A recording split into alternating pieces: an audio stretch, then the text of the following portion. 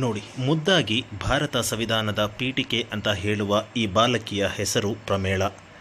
ರಾಯಚೂರು ಜಿಲ್ಲೆ ರಾಯಚೂರು ತಾಲೂಕಿನ ತುಂಟಾಪುರ ಗ್ರಾಮದ ಸರ್ಕಾರಿ ಹಿರಿಯ ಪ್ರಾಥಮಿಕ ಶಾಲೆಯಲ್ಲಿ 1ನೇ ತರಗತಿ ವ್ಯಾಸಂಗ ಮಾಡುತ್ತಿದ್ದಾಳೆ. ಇಷ್ಟಕ್ಕೂ ಈ ಬಾಲಕಿ ವಿಡಿಯೋ ಯಾಕೆ ತೋರಿಸ್ತಾ ಇದ್ದೀವಿ ಅಂದ್ರೆ, ಈ ಪುಟ್ಟ ಬಾಲಕಿ ನಮ್ಮ ಭಾರತ ಸಂವಿಧಾನದ ಪೀಠಿಕೆಯನ್ನು ಯಾವುದೇ ಅಡೆತಡೆಗಳಿಲ್ಲದೆ ನಿರರ್ಗಳವಾಗಿ ಓದಿ ಹೇಳುವ ಒಂದು ಚಾಕಚಕ್ಯತೆಯನ್ನು ನೀವೇ ಕೇಳಿ. ಭಾರತದ ಸಂವಿಧಾನ ಪೀಠಿಕೆ.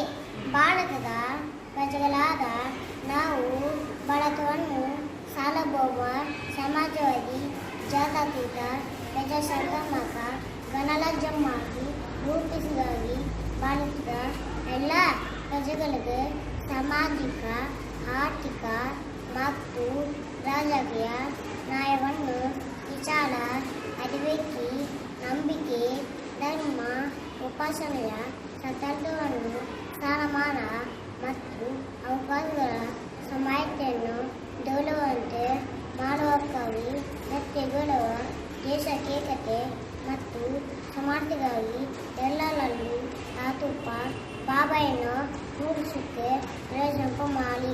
ನನ್ನ ಸಂವಿಧಾನದಲ್ಲಿ 1945 ನವೆಂಬರ್ ತಿಂಗಳ 26ರಂದು ಈ ಸಂವಿಧಾನವನ್ನು